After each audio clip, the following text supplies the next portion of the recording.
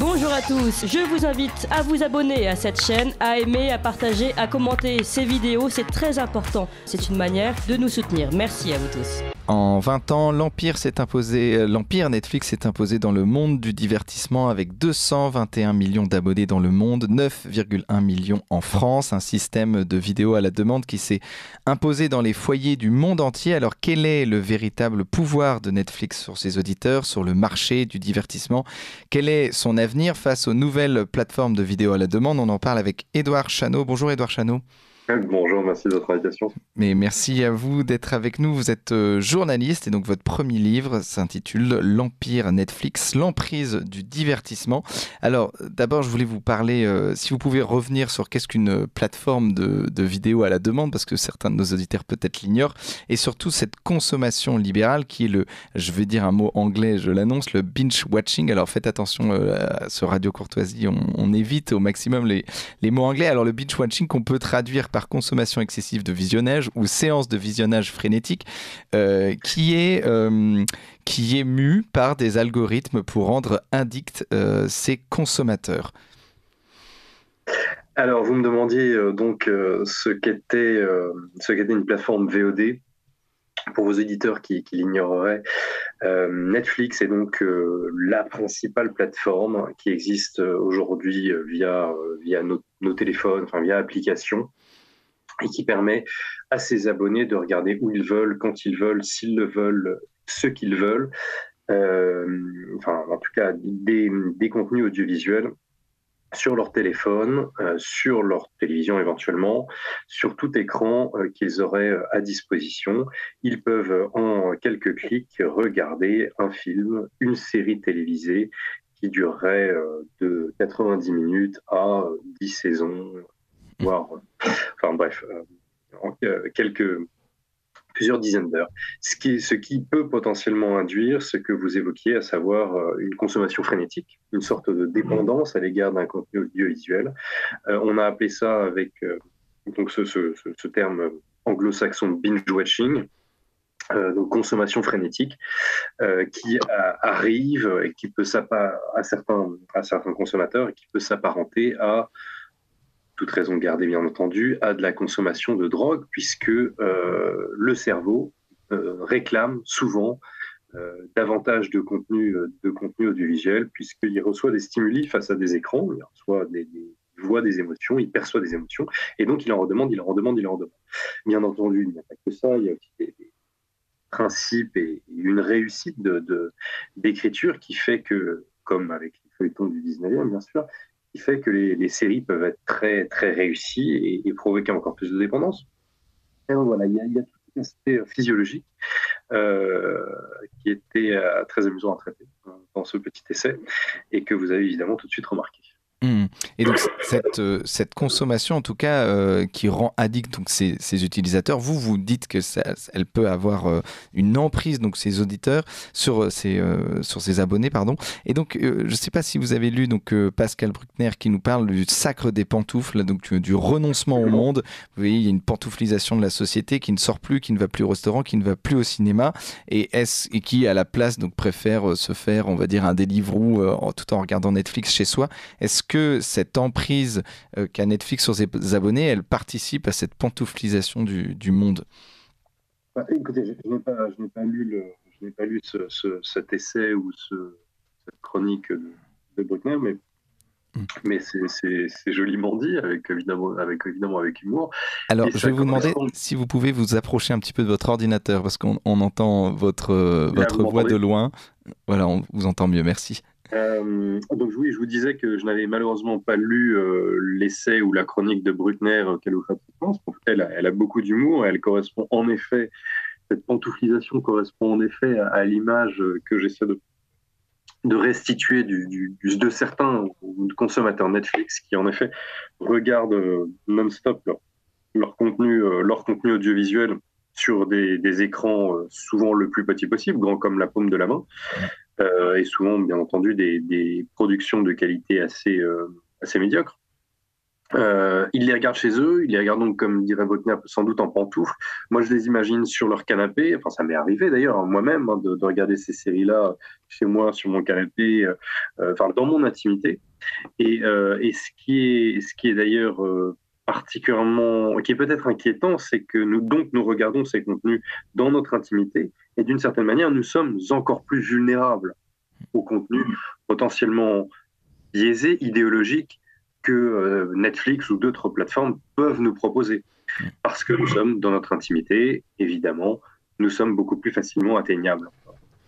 Bonjour Edouard Chadot et merci d'ailleurs pour ce livre très intéressant donc sur cette plateforme. On va revenir ensuite sur le contenu idéologique de Netflix parce que c'est vrai que c'est l'une des principales critiques qu'on émet souvent notamment dans nos milieux à cette plateforme, mais c'est également une entreprise et ce qui est très intéressant c'est que c'est une entreprise qui incarne parfaitement le modèle économique capitaliste qui peut prédominer aujourd'hui dans la société avec notamment, vous l'expliquez très bien, une gestion des employés qui est très particulière, avec certes des salaires mirobolants, mais également une capacité à licencier ses salariés du jour au lendemain qui incarne vraiment finalement le capitalisme d'aujourd'hui, quoi.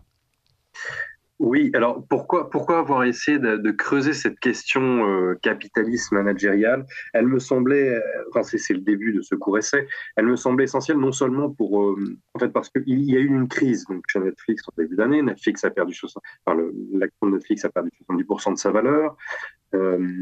Ils ont perdu 200 000 puis 1,2 million d'abonnés en quelques mois, ce qui n'était jamais arrivé à Netflix, qui est un mastodonte en 20 ans de progression. Et donc j'ai essayé, c'était la base de mon analyse, et je me suis demandé, mais est-ce que Netflix est un colosse qui a l'épée d'argile? Est-ce qu'il va s'écrouler, son modèle avec, etc. Et donc j'ai commencé à m'interroger, et cette question managériale m'a sauté aux yeux. M'a sauté aux yeux parce que pour savoir si Netflix allait survivre, j'ai compris non seulement que Netflix avait les moyens d'eux, mais aussi pouvait contourner le problème que vous allez évoquer, le problème idéologique biaisé qu'on a appelé du wokisme, parce que Netflix est une machine capitaliste redoutable. Pour moi, c'était incontournable, c'était le début, c'est ce qui m'a permis d'esquisser une réponse. Donc, vous le dites, le management est redoutable, impitoyable, mais il est surtout très flexible. En fait, il faut remonter aux écrits, c'est d'ailleurs dit en toute transparence par le fondateur de Netflix, qui s'appelle Reed Hastings. Je recommande à vos auditeurs de lire son livre, La règle, pas de règles, qui est quasiment 68 heures comme titre. Et en fait, d'ailleurs, il revendique un modèle de liberté et de responsabilité. Donc, on se retrouve parfaitement dans le modèle californien, libéral-libertaire, avec Netflix. Hastings a eu 2 chocs dans sa vie. Le premier, c'était la faillite de sa première entreprise, donc dans les années 90. Et rétrospectivement, il s'est dit qu'il avait fait faillite parce qu'il avait demandé à ses salariés non pas de travailler pour le succès de l'entreprise, pour l'intérêt de l'entreprise, mais pour le respect des normes internes qu'il avait lui-même édictées. Et donc, il a tiré de cette première aventure l'idée que sa prochaine entreprise serait une entreprise ultra flexible qui lui permettrait de survivre aux crises. Deuxième choc en 2001, c'est au moment de la bulle Internet. Netflix, à l'époque, il faut quand même se rappeler, Netflix, il y a 20 ans, était une entreprise qui louait des DVD par correspondance à l'échelle des États-Unis. Enfin, aujourd'hui, on en parle, c'est le Moyen-Âge technologique. Aujourd'hui, on regarde ça sur notre téléphone, en 2 clics, etc. Et on a un algorithme qui nous permet de regarder ce qu'on a envie de regarder. En 20 ans, on s'imagine quand même le progrès technologique. Bon, je digresse parce que ce que je voulais surtout dire, c'est que Reed Hastings, en 2001, doit licencier 25% de ses effectifs parce que l'entreprise connaît des difficultés et donc doit choisir qui partira. Alors il le dit, ça se fait dans la douleur, il se sent coupable, etc. Et puis quand même quelques temps après, il l'admet, il dit ah oui mais je l'ai fait, mais en fin de compte, rapidement, tout allait mieux dans l'entreprise. Tout allait mieux dans l'entreprise. Alors il essaie quand même de donner des gages de moralité, mais il glisse quand même que le QI moyen de l'entreprise a augmenté, mais c'est très anglo-saxon, et puis quelques temps. il dit, ça c'est le concept qu'il tire, la densité de talent a augmenté. Et encore une fois, donc, il confirme son présupposé de flexibilité. Et donc, il a instauré avec Netflix un management redoutable, où les gens sont très bien payés, évidemment, qui est très difficilement universalisable parce qu'il repose sur la capacité de Hastings et de Netflix à recruter l'élite de l'élite du capitalisme. Enfin, le salaire moyen chez Netflix, c'est $200 000 par an. Sachant qu'il le dit lui-même, payez vos salariés avec des salaires de rockstar, etc. Tout ça pour dire, long développement, pour dire que Netflix a les moyens de...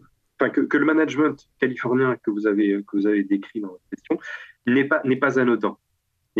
C'est vraiment pour bâtir une machine redoutable, pour bâtir un empire audiovisuel, pour permettre de battre la concurrence et pour permettre de survivre à des crises comme celle que Netflix a connues en début d'année, et qui me permettait de répondre à la question du duel entre de la tension interne entre le libéralisme et le libertaire qui a sauté aux yeux des observateurs avec cette crise que Netflix a vécue début 2022 et qu'ils ont surmonté, puisque maintenant ils ont, enfin peut-être d'autres, mais en tout cas celle-ci a l'air surmontée puisqu'ils ont réussi à gagner 2,4 millions d'abonnés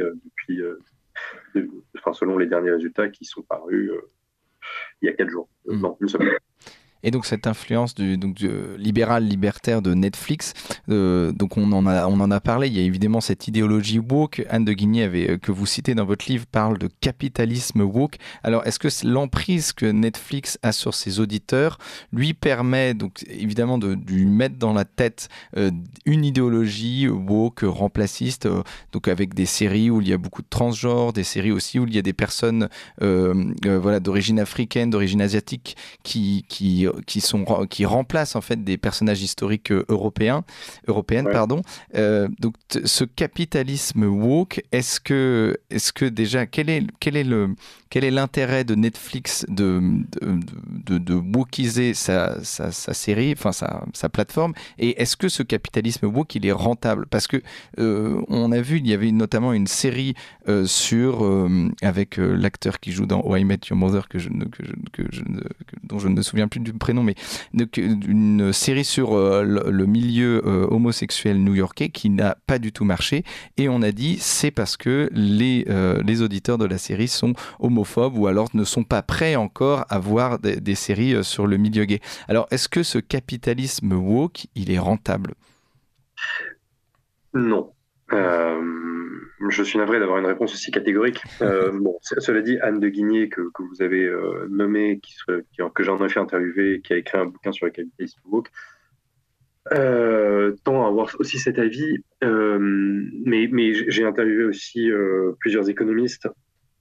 C'est ce qui est assez étonnant avec le wokisme, donc qui est un terme difficilement traduisible parce que ça veut dire éveillé, mais bon, désigne la gauche de gauche, la nouvelle gauche de gauche américaine qui veut remplacer la guerre des sexes par la guerre des races, la guerre des classes par la guerre des races, etc.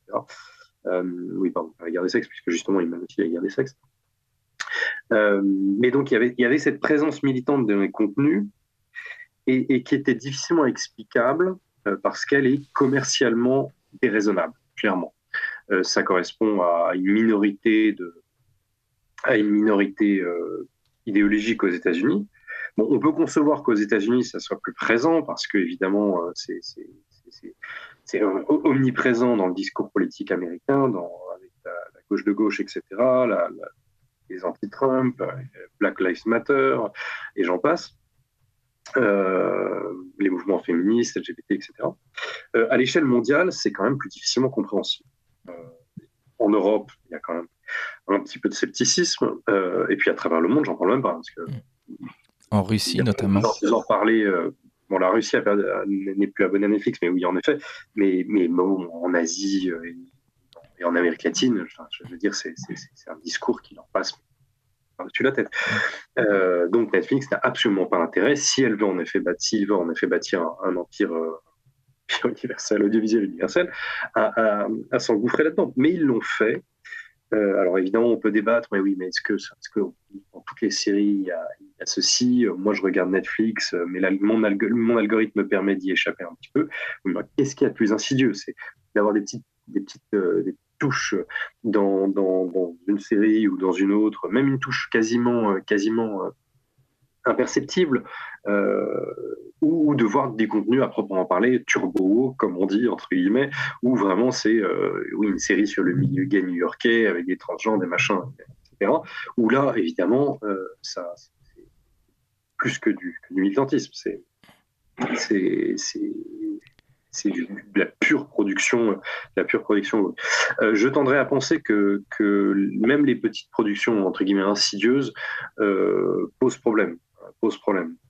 D'ailleurs, on le voit au gré des saisons. Par exemple, mon livre n'est pas un livre de critique cinématographique, mais je donne quand même des exemples. Si vous prenez une série comme The Last Kingdom, Le Dernier Royaume, qui se passe en Grande-Bretagne au IXe siècle, durant les invasions vikings, les premières saisons sont très historiques, ça reste ça reste du cinéma, mais il y a un souci historique qui saute aux yeux. Mais je crois que c'est au bout de la 4e saison, ils sont sentis obligés de mettre un curé, donc encore une fois en Grande-Bretagne au XIe siècle, un curé d'origine africaine. Évidemment. Mais bon, là, c'est des petites touches qui font qu'on se demande, mais quand même, ils exagèrent. Ils peuvent exagérer encore plus en mettant Achille dans un remake, dans une réadaptation de l'Iliade, un Achille lui aussi d'origine africaine et en plus très mauvais acteur. Je laisserai les auditeurs trouver leurs propres exemples, choisir les films qui les ont ou pas choqués ou pas. Tout ça veut dire que ça s'est peut-être accéléré depuis 3 ou 4 ans, mais potentiellement que ça pourrait, je ne serais pas catégorique, mais j'ai tendance à le penser quand même, il y a quelques signes avant-coureurs, quelques signes faibles, que ça pourrait se rééquilibrer. Parce que c'est commercialement désavantageux pour Netflix, comme vous l'avez vous-même sous-entendu. Netflix devrait avoir envie de segmenter davantage sa clientèle, son public, en donnant un peu à boire et à manger à qui veut boire et manger. Voilà. Et d'ailleurs, vous précisez bien dans votre livre qu'une affaire a beaucoup marqué Netflix en début de l'année, à savoir que l'humoriste américain Dave Chappelle, qui est un humoriste plutôt pas du tout dans cette logique progressiste, a fait des blagues qui sont très mal passées auprès d'un public et d'employés militants notamment de Netflix. Et cet humoriste a été finalement, parce qu'il faisait énormément de vues sur la plateforme, a été conservé par l'entreprise. Et même lors de la crise que vous avez évoquée plus tôt en début d'année, où Netflix a perdu des abonnés, 150 employés de Netflix ont été licenciés. Et de ces 150-là, ce sont des militants, les principaux militants en fait, les plus radicaux de cette cause woke, progressiste. Donc on voit quand même que Netflix est tenu par des obligations rentables qui lui forcent à incliner en fait son offre et la manière dont elle fonctionne. Alors, en fait, c'est en effet une des crises du début d'année. Enfin, en l'occurrence, celle-ci a commencé en fin 2021, mais peu importe. Il y a donc eu des manifestations au sein même de Netflix par des salariés de Netflix contre David Chappelle, qui a considéré, Dave, qui a considéré dans un sketch que l'idée d'être né dans le mauvais corps lui semblait étrange. Alors, évidemment, il y a eu une levée de boucliers arc-en-ciel, des militants woke qui ont réclamé donc l'annulation, comme on dit en cancelisation de l'humoriste de toutes les plateformes, des médias, etc. Et bien sûr, ça n'a pas vraiment plu à Netflix, alors que dans toute sa doctrine managériale, Netflix encourage à la prise de parole. Là, Netflix, quand même, s'est dit, il y a un petit problème, parce que, évidemment, l'humoriste est l'un des plus regardés aux États-Unis, et il y avait un contrat d'exclusivité de $60 millions avec eux. Donc, à partir du moment où il y a des affaires de gros sous, forcément, ça change la donne au sein de Netflix. Et donc, vous relevez que certains salariés militants ont été licenciés. C'est en effet ce qui a circulé sur les réseaux sociaux de la part de salariés de Netflix. Donc c'est en effet très probable qu'avec les difficultés et les licenciements habituels, Netflix ait remercié les militants, enfin les salariés les plus militants. Plus notable et peut-être plus profond, dirais-je, c'était la modification du mémo de l'entreprise Netflix par le CEO qui s'appelle Ted Sarandos. Vraiment, il faut se dire qu'à Netflix, il y a un côté très presque religieux. Ils ont une culture managériale dont ils sont très fiers. Et le mémo de l'entreprise, c'est la Bible. Donc, si on rédige un nouveau verset dans cette Bible, évidemment, c'est très symbolique chez Netflix.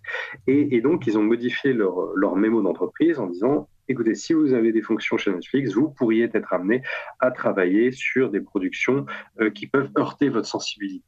Encore une fois, dans des termes très